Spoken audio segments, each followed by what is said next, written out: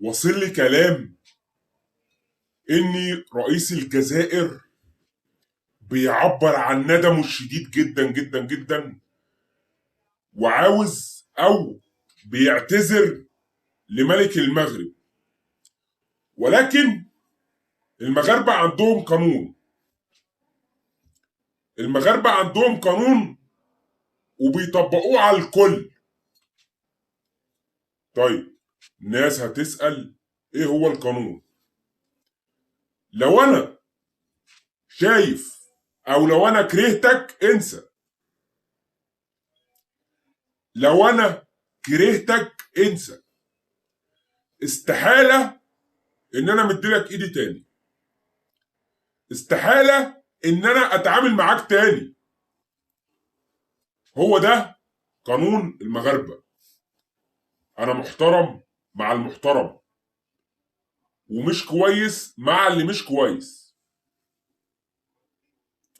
بالله عليكم نعمل لايك، نعمل لايك، نشترك في القناه، نفعل الجرس على كل باب المجال، كل المطبخ المغربي معانا في دقايق معدوده، ويا ريت نصلي على النبي.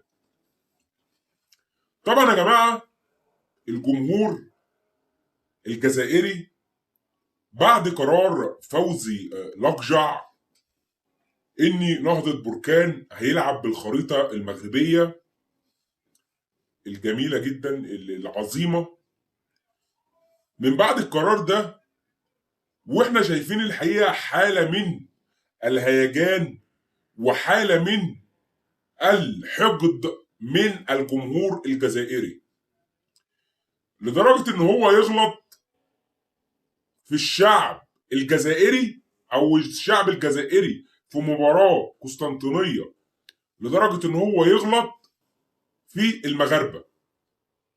يعني انا يعني فضيحه بكل المقاييس، او كارثه بكل المقاييس، كارثه ما ينفعش يتسكت عليها.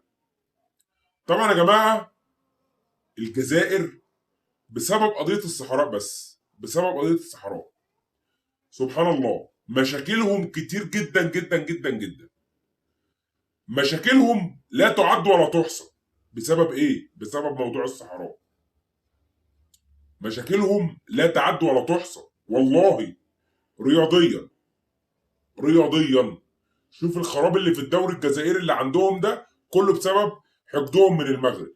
وسياسيا واقتصاديا.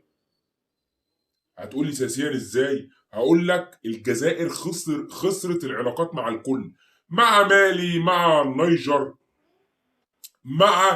مع بلاد كتير جدا جدا جدا جدا يا جماعه. بوركينا فاسو خسروا العلاقات مع الكل بسبب المغرب، او بسبب حقدهم مع المغرب، او بسبب تركيزهم مع المغرب، او بسبب تركيزهم مع المغرب.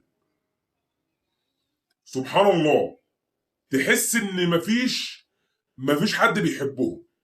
طيب اقتصاديا خسروا ازاي؟ اموال كتيره جدا جدا جدا بتضيع من الجزائر بسبب انفاقهم على التقليل من المملكه المغربيه.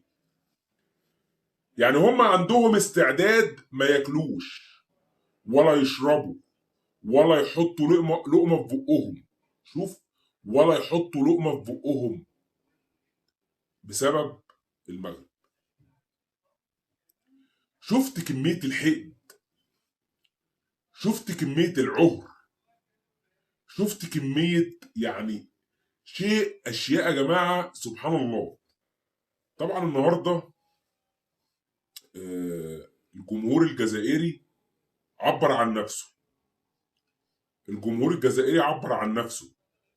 وكده كده كده كده لو ليكوا نصيب تلعبوا. طبعا يا جماعه كده كده مباراه الاتحاد العاصمه الجزائري ونهضه بركان كده كده الفائز كان هيلاعب لا اتحاد العاصمه الجزائري وشباب قسطنطينيه كده كده الفائز كان هيلاعب نهضه بركان. ولكن كده كده شباب قسطنطينيه غصب عنه، ركز في اللي انا بقوله ده كويس جدا جدا جدا وبالله عليك نعمل لايك. شباب قسطنطينيه غصب عنه هيلعب قدام نهضه بركان بالخريطه المغربيه.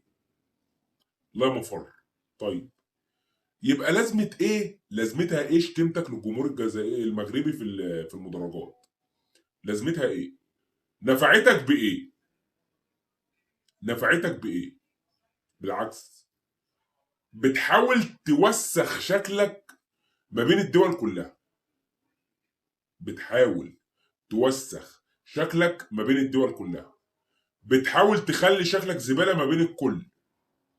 والله والله يا جماعه انا ما اعرفش هما بيكرهوا، يعني بيكرهوا نفسهم لهذا الدرجه.